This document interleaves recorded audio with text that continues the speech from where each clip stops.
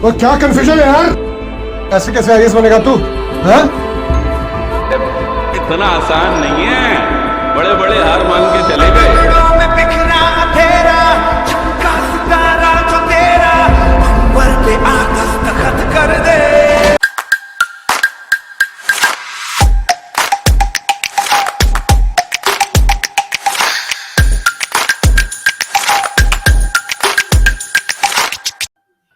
जो कहना है वो करना नहीं है, और जो करना है सिंपल। किसी से मत बताना कि मैं आईएएस की तैयारी कर, बताना ही मत। कोचिंग कहाँ जाते हो? वो एक लड़की आती है इसलिए जा रहे हो। जिंदगी में कभी तुम ये मत दिखाना कि तुम बहुत सीरियस हो, सब तुम्हारे पीछे पड़ जाएंगे ना, रिश्तेदार, रिलेटिव, नेबर, सब। लोगों को एक दिन ऐसे ही सुबह उठे और पता चले कि 10th रैंक आईएएस में, नाम चेक किया, तुम्हारे पापा का नाम चेक किया, गांव देखा, भागे तुम्हारे घर की तरफ,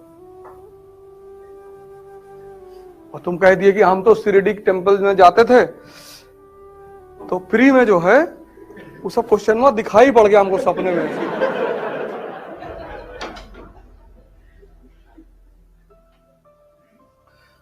युद्ध की सबसे बड़ी बात यह है कि तुम डिस्क्लोज मत करो कि तुम क्या कर रहे हो। तुम्हारी प्रॉब्लम क्या है कि जब तुम्हें लोग गाली देते हैं उस पर तो तुम अटेंशन देते हो, तुम्हें लोग जब एंटरटेन करते हैं तुम उस पर भी अटेंशन देते हो। तो तुम तैयारी करने लगे, खूब सीरियसली आईएएस की तैयारी करने लगे, तुम्हें मजा आने लगा पढ़ाई में खूब,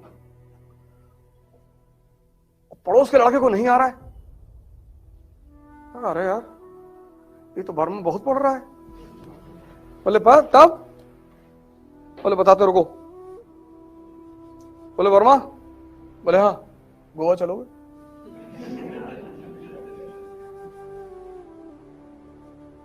वर्मा ने कहा हमारे पास पैसा ही नहीं, पापा 6,000 रुपया भेजते हैं, 2,000 कमरे चला जाता, पैसा ही नहीं बचता, हम दे रहे ना,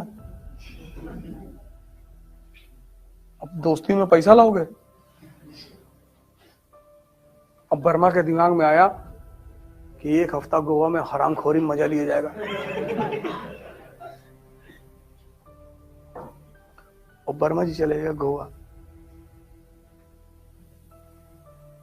ये सोच के गए कि मेरा पैसा थोड़ी लग रहा है,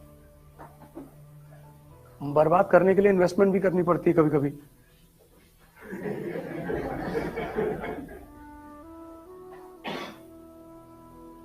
अपना टाइम किसी को मत दो, पैसा दे दो, अकेले बैठे रहो, अकेले। नहीं पढ़ने मन कर रहा है, 10-15 किलोमीटर पैदल चले आओ। अपना टाइम किसी को मत दो, अपना दिमाग किसी को मत दो, तभी जीतोगे। अगर युद्ध में तुम नजर में रहोगे सबकी तो मार दिए जाओगे। हिंदुस्तान के राजा क्यों मारे जाते? ये हाथी बैठ के लड़ते थे।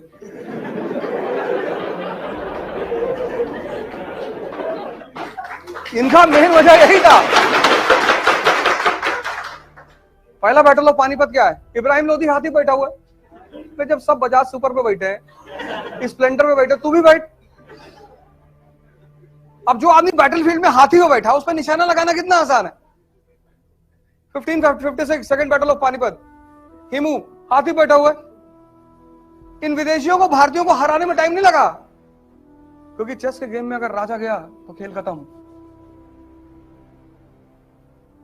राजतंत्र में और चेस के गेम में अगर राजा गया तो खेल खत्म। ये हिंदुस्तानियों की सबसे बड़ी कमजोरी थी।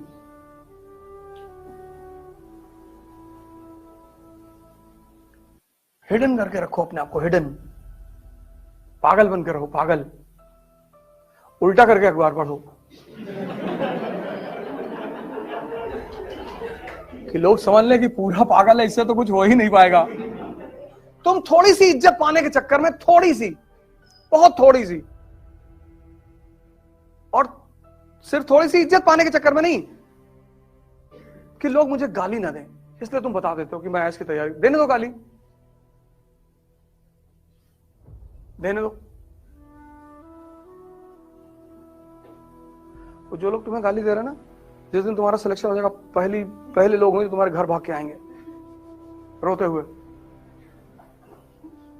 कि भैया ये खुशी के आंसू है, अब पता है। और तब तुम अपना हिसाब करना कि तुम्हारी शक्ल है ना कुत्ते की तरह, कहेंगे हाँ अम्मा भी यही कहती है। सब राजा नहीं बन सकते, क्योंकि राजा एक अलग चीज है, इसलिए उसको बंगला भी तो उसी तरह मिलता है।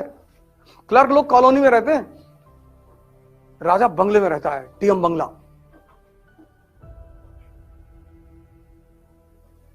10 एकड़ में डीएम बंगला, अंदर टेनिस कोर्ट है, बैडमिंटन कोर्ट है, स्विमिंग पूल है, अपने शहर के गोल्फ क्लब का मेंबर है वो।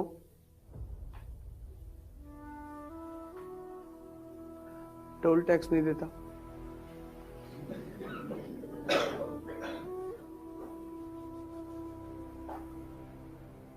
एयरपोर्ट पे जाओगे ना जब फॉरेन कंट्री, तुमको लाइन में नहीं खड़ा होना है कि भैया दुबई जा रहे धत। हमारी ब्यूरोक्रेसी की अलग लाइन होगी, अलग लाइन ही नहीं होती। एयर होस्टेस आएगी, सर प्लीज।